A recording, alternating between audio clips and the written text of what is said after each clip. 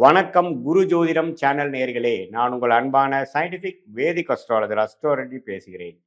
நல்லது நினைப்போம், நல்லதே நடக்கும். இந்த வீடியோவில் நம்ம என்ன பார்க்க போறோம்னா, கும்ப லக்னம் கும்பராசிக்காரர்களுக்கு கர்ம பலன் எப்படி செயல்பட போகுது, கிரக அமைப்பு எது மாதிரி சாதகமான அமைப்பாக இருக்கிறது, எது மாதிரி அமைப்பு சாதகமற்ற அமைப்பாக இருக்கிறது, எந்த கிரக அமைப்பு இருந்தால் எந்த மாதிரி ஒரு காம்பினேஷன்ஸ் வந்து நல்ல பலன்களையும், எது மாதிரி காம்பினேஷன் வந்து தீய பலன்களையும் கொடுக்குங்கிறது சயின்டிஃபிக் வேதிக் அஸ்ட்ராலஜி முறையில் எதையும் மிகைப்படுத்தாமல் உள்ளது உள்ளவாறு ஒரு ஒரு கிரகம் இப்படி இருக்கிறப்ப எது மாதிரி கர்மாவை கொடுக்கும் அப்படிங்கிறத பரிகாரங்கள் மூட நம்பிக்கைக்குள்ளே போகாமல் துல்லியமாக சயின்டிஃபிக் முறையில் நம்ம வந்து இந்திய வேத ஜோதிட அடிப்படையான ஒளித்தத்துவ முறையில் நம்ம இந்த வீடியோவில் நம்ம பார்க்க போகிறோம். இப்போ பாருங்க, கும்பலக்கணத்துக்கு வந்து மிகவும் முக்கியமான கிரகம் சுக்கிரனும் புதனும். அது ரெண்டு கிரகம் தான் நன்மையை பயக்கக்கூடிய அற்புதமான ஒரு கிரகமாக வருகிறார். சுக்கிரன் பாதிக்கப்படாமல் புதன் பாதிக்கப்படாமல் இருந்துட்டாவே பாதி போராட்டத்தை ஜெயித்து விட்டார்கள் கும்பலக்கணக்காரர்கள் கும்பராசிக்காரர்கள் தெரிஞ்சுக்கணும்.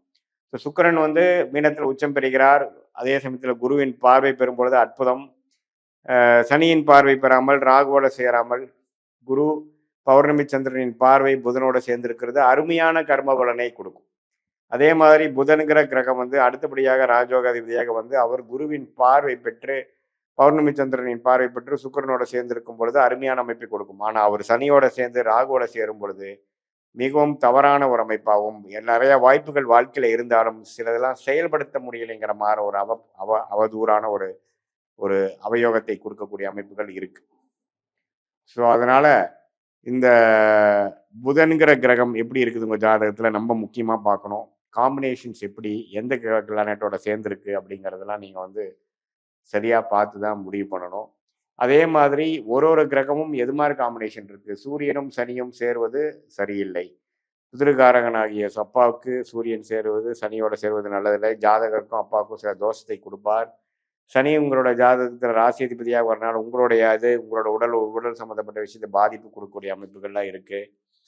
ஸோ உங்களுடைய ஜாதகத்தில் ஒரு ஒரு கிரகம் எது மாதிரி காம்பினேஷன்ஸ் கிரக அமைப்பில் இருக்கிறாங்க. அந்த 9 கிரகம் 27 நட்சத்திரத்தில் 12 கட்டத்தில் எப்படி படர்ந்து இருக்கிறார்கள், எந்த டிகிரி அடிப்படையில் இருக்கிறாங்க, எது மாதிரி டிஃப்ரென்ஸில் இருக்காங்கிறதெல்லாம் பார்த்து அதுக்கு தகுந்த மாதிரி முடிவுகளை நீங்கள் எடுப்பீனால் கண்டிப்பாக வாழ்க்கையில் வந்து உங்களுடைய விஷயங்கள் என்ன, உங்களோட கர்மா என்னங்கிறது தெரிந்து அதுக்கு பிரகாரம் செயல்படலாம்.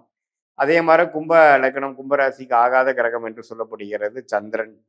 அவர் 6ஆம் வீடு கடன் நோய் வம்பு வழக்கி கொடுக்கக்கூடிய கிரகமாக வருகிறார். அவர் வந்து இருள் சந்திரனாக இருந்து தனஸ்தி ஒரு இக்கட்டான ஒரு சூழ்நிலை இடமாகிய தனம் 8ஆம் வீடு அதிலெல்லாம் இருந்துன்னா பயங்கரமாக பிரச்சனைகளும் வம்பு வழக்குகளும் தன விஷயத்தில் காசு விஷயத்தில் சில கொடுக்கல் வாங்கல் விஷயத்தில் பிரச்சனைகளும் கொடுக்கக்கூடிய அமைப்புகள் இருக்குது. அம்மாவுக்கு சில தோஷத்தை கொடுப்பார். அதே மாதிரி சந்திரன் வந்து ஓரளவுக்கு வலுப்பெருதிய சந்திரனாக குரு பார்வை பெற்று பௌர்ணமி சந்திரனாக இருக்கும் பொழுது அப்படியே வந்து விஷயங்கள் மாறி ஓரளவுக்கு நல்லா வரக்கூடிய அமைப்புகள், நல்ல என்னதான் பிரச்சனைகள் இருந்தாலும் அது மூலமாக மீண்டு வரக்கூடிய அமைப்புகள், நம்ம பாதிப்பு இல்லாமல் அடுத்தவங்க பணத்து மூலமாக சில கடன் மூலமாக வாழ்க்கையில் ஜெயிக்கிறது, அது மாதிரி விஷயங்கள்லாம் மாற்றி கொடுத்துருவார். ஸோ எல்லாமே ஃபைனல் டிசிஷன் என்னன்னா அந்த கிரக அமைப்புகள் எப்படி இருக்குது, எந்த மாதிரி ஸ்தான படம் திக்பலம் இருக்குங்கிறத பொறுத்து தான் உங்களுக்கு யோகங்கள் எப்படி இருக்க போகுது, அவயோகங்கள் எப்படி இருக்க போகுதுங்கிறது முடிவாகிறது. அதே மாதிரி நியூட்ரலான பிளானட் ஆகிய குரு, செவ்வாய், சூரியன் போன்ற கிரகங்கள்லாம் ஜாதகத்தில் எப்படி இருக்குது. சூரியன் சனி சேரக்கூடாது. நான் முதலே சொன்ன மாதிரி ஒளி கிரகமாகிய சூரியனும் சந்திரனும் ராகு கேதுகளோட சம்மந்தப்படக்கூடாது, சனியோட சம்மந்தப்படக்கூடாதுங்கிறத நீங்கள் முக்கியமாக தெரிஞ்சுக்கணும். செவ்வாய் புதனோட சேரக்கூடாது.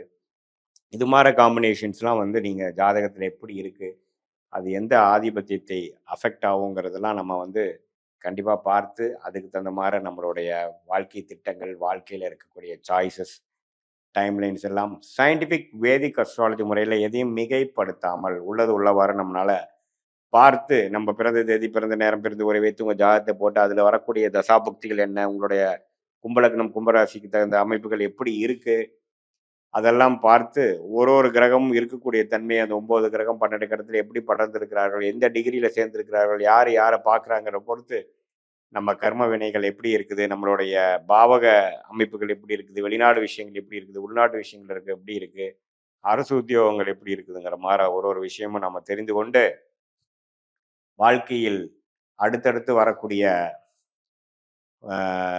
ஸ்டேஜஸை நம்ம கரெக்டான முறையில் கடந்து எந்த ஒரு வாய்ப்பையும் இழக்காமல் தேவையற்ற டைரக்ஷனில் போய் தேவையற்ற பொருள் விடயங்கள் சமய விரயங்கள் அதெல்லாம் செய்யாமல் நமக்கு என்ன மாதிரி அமைப்புகள் பிராப்தமாக இருக்கிறதோ அந்த துறையில் போய் போராடி அதுக்கு தகுந்த மாதிரி சில நுணுக்கமான சில விஷயங்களை செய்து வாழ்க்கையில் நம்மளுடைய பொட்டென்ஷியல் என்னவோ அதுக்கு தகுந்த மாதிரி முடிவுகளை எடுத்து அதுக்கு தகுந்த மாதிரி வாழ்க்கை திட்டங்களை செய்து நம்ம தக்க நேரத்தில், அதாவது சில நேரத்தில் அதிகமாக நம்ம ரிஸ்க் எடுக்க வேண்டியது வரும்.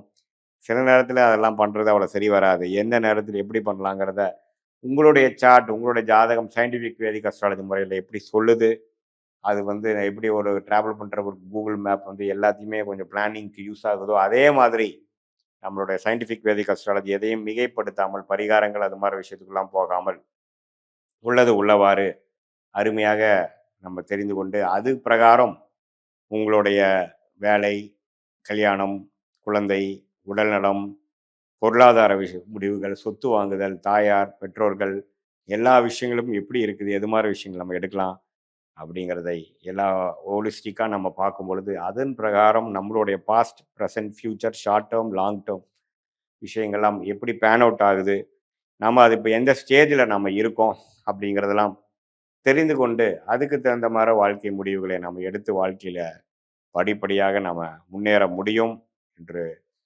சயின்டிஃபிக் வேதிக் அஸ்ட்ராலஜி முறையில் நமக்கு வாழ்க்கையில் நமக்கு உத்வேகமும் கிளாரிட்டியும் பெற முடியும் என்று சொல்ல விரும்புகிறேன். மீண்டும் மற்றொரு காணொலியில் சந்திப்போம். நன்றி, வணக்கம்.